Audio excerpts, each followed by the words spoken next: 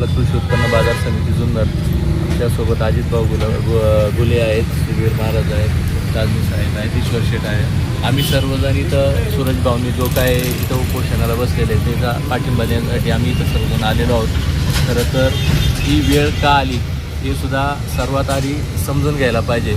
जेव्हा ही सुरुवात झाली 2022 साली, आता सूरज भाऊंशी चर्चा करताना आम्हाला समजलं होतं का जेव्हा सर्व सरकार पाडायचं, एकनाथ शिंदे साहेब गुवाहाटीला गेले, त्या पिरियडमध्ये जेव्हा पूर्ण महाराष्ट्राचं लक्ष त्या सरकारकडे होतं, त्या पिरियडमध्ये घडलेली ही घटना आहे.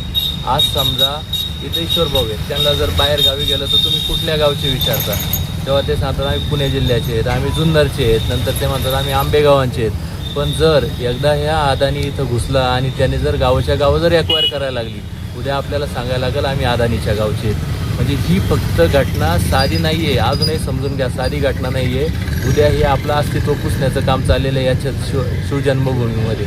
त्याच्यामुळं हे जे काय आता सूरज भाऊ इथं याला बसलेले उपोषणाला, त्याला आपण सर्वांनी पाठिंबा द्यायला गरजेचं आहे. आणि मी सर्वांना आव्हान करतो आहे, अजूनही आपल्या हातातून वेळ गेलेली नाही आहे, प्रोजेक्टचं काम चालू झालेलं नाही आहे. प्रोजेक्टबद्दल आत्तापर्यंत बऱ्याच जणांनी सर्व माहिती दिलेली आहे. पण उद्या भविष्याचा धोका ओळखून या सह्याद्रीच्या रांगा नष्ट होतील. आपण फक्त मुलांना आपल्या जे काय भवितव्याची जी पुढची पिढी आहे त्यांना आपल्याला फक्त पुस्तकातच दाखवावं लागेल, हा इथं शिवनेरी किल्ला होता, इथं सह्याद्रीच्या रांगा होत्या. बरं आता म्हणजे देशामध्ये भरपूर उद्योजक आहेत, पण हा असा एकमेव उद्योजक आहे का जो म्हणजे आपल्या देशाला लागलेला शाप आहे. मी तर म्हणन, मी वैयक्तिक म्हणन, अदानी याला एअरपोर्ट्स पाहिजेत, याला पोर्ट्स पाहिजेत, ते बंदरं बनवताना 2-2 किलोमीटर समुद्र आगाडतो, याला इलेक्ट्रिकचे टेंडर पाहिजे, 300-400 रुपये बिल येणारं, 800-900 रुपये स्मार्ट मीटर बसून यांनी बिलं वाढवलेली आहेत. याला आता सह्याद्रीच्या रांगांमध्ये घुसायचं आहे. हे कुठंतरी थांबलं पाहिजे. त्यामुळे जुन्नर तालुक्यातील सर्व जनतेला मी आव्हान करतो का आता जो काही लढा आहे हा भविष्यात आपल्याला अजूनही तीव्र स्वरूपात करावा लागेल. कारण वेळ पडली तर आपलं जिथं अस्तित्व पुसलं जाते ते अस्तित्व जर टिकून ठेवायचं असेल तर आपल्याला सूरज भाऊंबरोबर, बरं सूरज भाऊ काय ते कुणा त्यांच्या काय वैयक्तिक काय आहे का हो, का त्यांच्या घरच्यांसाठी बसलेत, का मुलाबाळांसाठी बसलेत, ते तुम्हा आम्हासाठी सर्वांसाठी बसलेले आहेत ना. मग तुम्ही इथं येऊन त्यांना पाठिंबा द्यायला पाहिजे. बरं त्याच्यात इथं 4-5वा दिवस आहे आज, त्यांनी पूर्ण सर्व अन्न वगैरे सर्व सोडले. आज तुम्ही त्यांची अवस्था पाहिली असाल तर एकदम म्हणजे त्यांच्या त्राण नाही राहिलेला शरीरामध्ये, का त्यांना चालता येत नाही, धरून न्यावं लागते, आज सलाईनवरती आहे. ही कुठंतरी लोकांप्रती असते ती तळमळी सूरज भाऊंची, ही आपण सर्वांनी लक्षात घ्या. मी तर पूर्ण जुन्नर तालुक्यातल्या नाही, पूर्ण महाराष्ट्रातल्या जनतेला आव्हान करतो का तुम्ही सर्वांनी इथं या. सह्याद्रीच्या रांगा एवढ्या सोप्या नाही आहेत. इथं आपल्या म्हणजे आपण शिवजन्मभूमीचे मावळे आहोत आणि आपल्यामध्ये जो शिवविचार आहे तो कुठेतरी जागृत झाला पाहिजे. यासाठी आपण इथं सूरज भाऊला इथं पाठिंबा देण्यासाठी आलेलो आहे. सर्वांना आव्हान आहे का तुम्ही सर्वजण या आणि याला पाठिंबा द्या. नाही आता जे आपल्या शिवजन्मभूमीमध्ये आज 4था दिवस आहे. सूरज भाऊ वाजगे आमचे मित्र, अदानी हटाव की जो प्रकल्प शिवजन्मभूमीमध्ये होतोय त्याबाबत उपोषणाला बसलेला आहे. आज 4था दिवस आहे. उपोषण करणं एवढं सोपं नाही आहे. अदानी म्हणजे शिवजन्मभूमीचा रास, अदानी म्हणजे शिव खुणा संपवण्याचा एक ध्यास, अदानी म्हणजे तालुक्याचं पूर्णपणे जे काय आपल्या तालुक्याला मान सन्मान आहे. छत्रपती शिवाजी महाराजांच्या कानाकानामध्ये पावलखुणा आहेत, आठवणी आहेत, त्या आठवणी संपवण्याचं काम हे अदानीने चालवलं आहे. हे नाव फक्त अदानी आहे, पण या अदानीच्या पाठीमागे बरेच काय अदानी आहेत.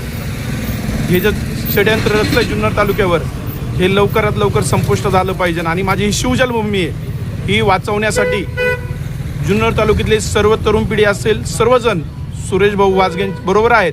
आणि सुरेश भाऊ वाजगे आज एकटे बसलेत उपोषणाला, पण जर सुरेश भाऊ वाजग्यांची जर मागणी पूर्ण केली नाही तर लवकरात लवकर आमच्यासारखी तरुण सर्वजण एकजूट होऊन अदानीचं काय करायचं ते ठरवणार आहे. तेव्हा सरकारला माझी विनंती आहे, आमच्या सुरेश भाऊची मागणी आहे ही लवकरात लवकर पूर्ण करा, अन्यथा आम्ही तीव्र आंदोलन करू.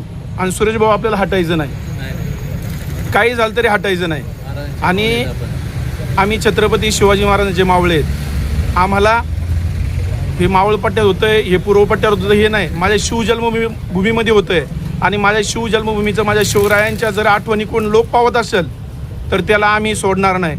आणि शिवाजी महाराजांचे आम्ही मावळे आहोत. आमची जर एकजूट झाली तर अदानी जुन्नरमध्येच नाही तर महाराष्ट्रात सुद्धा ठेवणार नाही. तेव्हा अदानीला जाग आली पाहिजे. आणि माझी विनंती आहे, नुसती अदानी म्हणण्यापेक्षा अदानीच्या पाठीमागे असणारे बागड बिल्ल्यांनी पण सावध व्हा. जर अदानी आज थांबला नाही तर महाराष्ट्रातून तुमची पळती भोई थोडी होणार आहे. त्याच्यामुळं अदानीला हा लाचचा इशारा असेल. सुरेश भाऊ पाठीमागे आमचा तरुण आहे ते सर्वजण सुरेश भाऊंच्या पाठीमागे आहे. आणि भाऊ आमचा सर्व मित्रपरिवार तुम्हाला पाठिंबा आहे. खचू नका, थोडे दिवस पहा, नाही तर आम्ही तुमच्याबरोबर असणार आहोत. आज जय शिवराय. आज 5वा दिवस आहे, त्यांची तब्येत खालावली. साहेब बघा काय होतं, हे सरकारला समजलं पाहिजे का आज तरुण तडफदार. आता ह्या माणसाचं जर दुःख तुम्हाला माहिती आहे की नाही मला माहीत नाही. 4 दिवसापूर्वी त्यांचे सासरे एक्सपायर झाले. दुःखाचा डोंगर कोसळलाय. तरी माझा तालुका, माझी शिवजन्मभूमी वाचली पाहिजे म्हणून तरुण तर पडतोय. सरकारला जर असे तरुण संपवायचे असतील तर सरकारला संपवायला हे तरुणच उभे राहतील.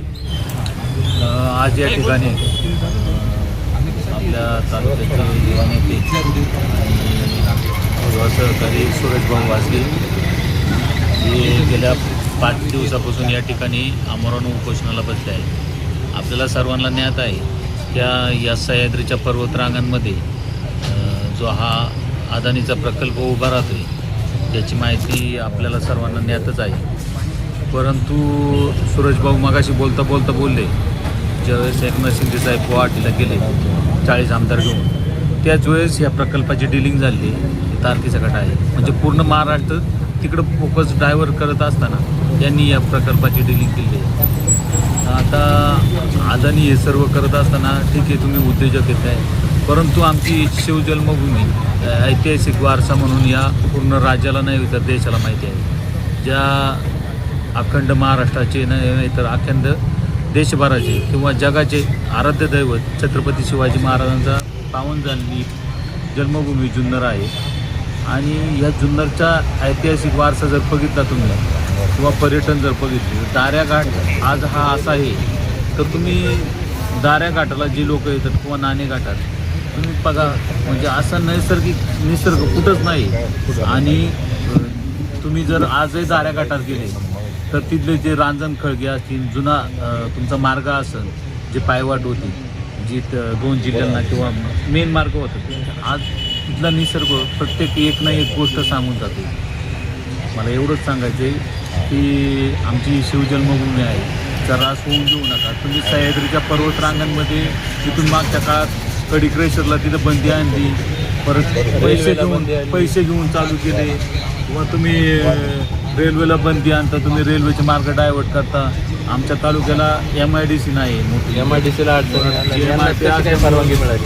मला जर MIDCला तुम्हाला अडचणी म्हणजे तुम्ही जर तुमच्या सोयीप्रमाणे जर राजकारण करत असाल तर ह्या जुन्नर तालुक्यातले मतदार किंवा सामान्य नागरिक असतील किंवा आदिवासी समाज असं नाही, हा एवढा काही म्हणजे बांगड्या भरलेला नाही. निश्चितपणाने तुम्ही जर बघा, जर 2 दिवसात नाही जमलं तर याचा उद्रेक निश्चित झाल्याशिवाय राहणार नाही. मी माझा मित्रपरिवार असेल, आमचे ग्रामस्थ असतील, आमचे पंचक्रोशी असेल किंवा आमचं सर्व मित्रपरिवार असेल, या सर्वांच्या वतीने सुरेश भाऊला या ठिकाणी पाठिंबा दर्शवतो आणि अदानी हटाव हेच या ठिकाणी बोलतो. धन्यवाद.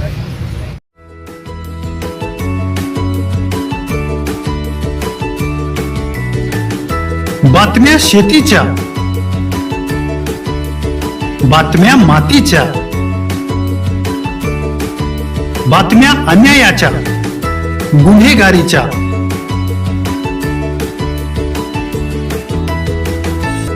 राजकारणाच्या आणि समाजकारणाच्या, शोषणाविरुद्ध बुलंद आवाज, जनसामान्यांच्या हुंकाराची गाज, सत्कार्याला प्रोत्साहन, दुष्कृत्याला अनुशासन, निर्भीड, निस्पृह, सडेतोड, बेधडक आणि रोखटोक म्हणजेच विघ्नहर टाइम्स. शोध बातमीचा, ध्यास सत्याचा. आपलं चॅनल, आपली बातमी. सबस्क्राईब तर कराच, पण बेल आयकॉनवर क्लिक करायलाही विसरू नका.